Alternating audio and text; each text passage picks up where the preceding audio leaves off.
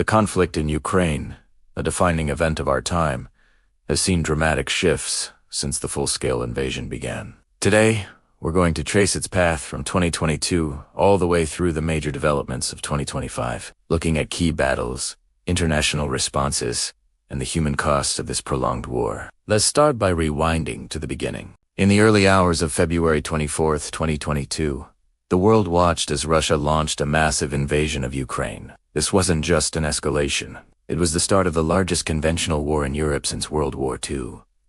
Russian forces advanced from the north, east, and south, aiming for a swift takeover of key cities, including the capital, Kyiv.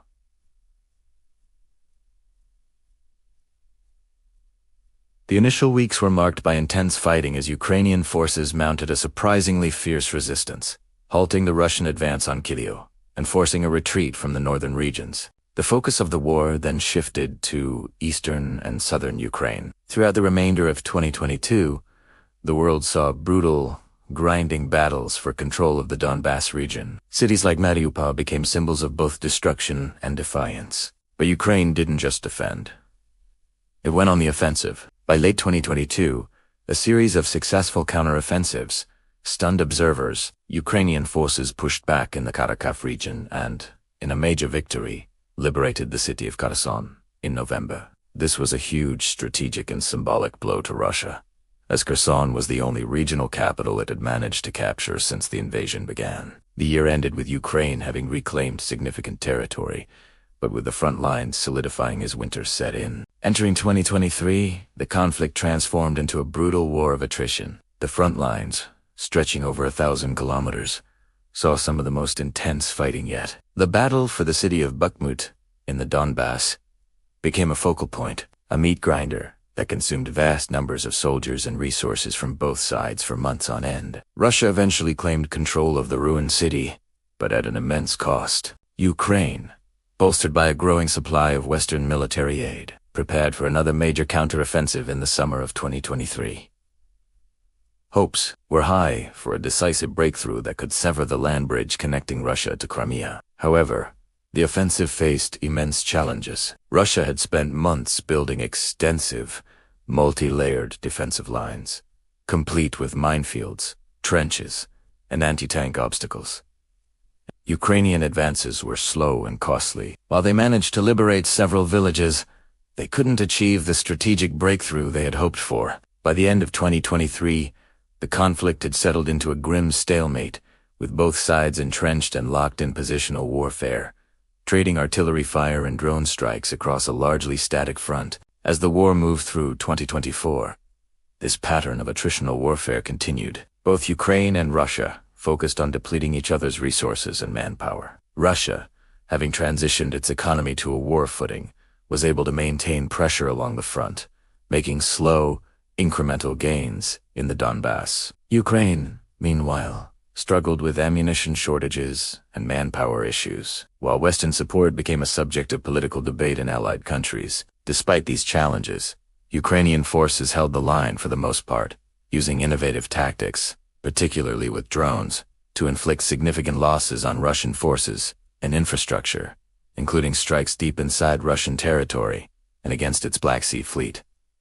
The year was a testament to endurance, a grueling standoff where every meter of land was fiercely contested. This brings us to 2025, a year that has seen several critical developments. The fighting on the ground intensified once again with a Russian spring offensive. Moscow's forces managed to achieve some localized gains, notably capturing the town of Kostyantynivka in the Sumy Oblast. This move signaled Russia's strategy of stretching Ukrainian defenses by opening new fronts and forcing Kyiv to spread its limited resources even thinner.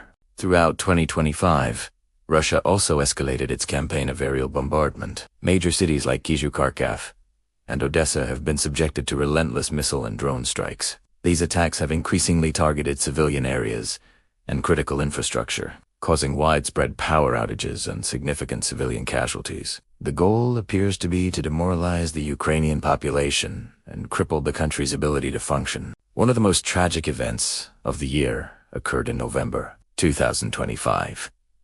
A massive Russian airstrike hit several residential buildings in Ternopil, a city in western Ukraine that had been relatively safe for much of the war. Dozens of civilians were killed in the attack, marking it as one of the deadliest single incidents in the region since the conflict began. The strike sent shockwaves across Ukraine and drew widespread international condemnation, highlighting the indiscriminate nature of Russia's aerial campaign. In response to the ongoing aggression, the international community has taken significant financial and legal steps. In a landmarked decision, the European Union agreed to indefinitely freeze Russian central bank assets held within the EU, which amount to approximately 210 billion euros. More importantly, they agreed to use the profits generated by these frozen assets to provide financial support for Ukraine. This move helps secure long-term funding for Ukraine's defense and reconstruction, creating a sustainable channel of aid that is less dependent on shifting political winds. On the legal front, Ukraine and 34 other nations have formally endorsed an international claims body. This organization is tasked with documenting and pursuing compensation from Russia for the immense damage caused by the war. It's a crucial step towards establishing a mechanism for holding Russia accountable for its actions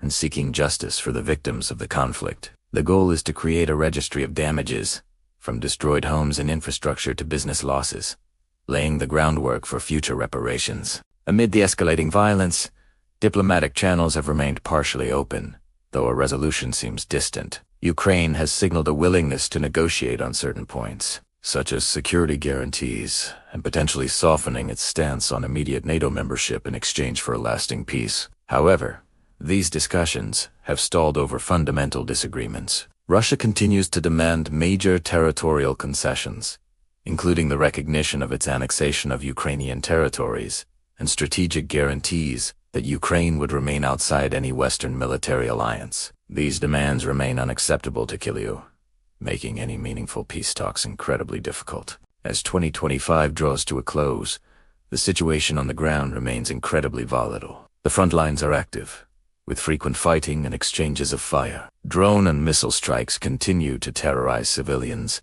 and target Ukraine's energy grid, threatening a difficult winter. Both military personnel and civilians continue to suffer daily. The human cost of this war is staggering, and its impact is felt in every corner of Ukraine and beyond. The conflict remains a complex and dynamic crisis, with its future path dependent on military developments, international support, and the slim hope for a diplomatic breakthrough. The story of this conflict is still being written, day by day, by the resilience of the Ukrainian people and the decisions of the international community. Thank you for watching. If you found this overview informative, please like this video and subscribe to our channel for more in-depth analysis on global events. Stay safe.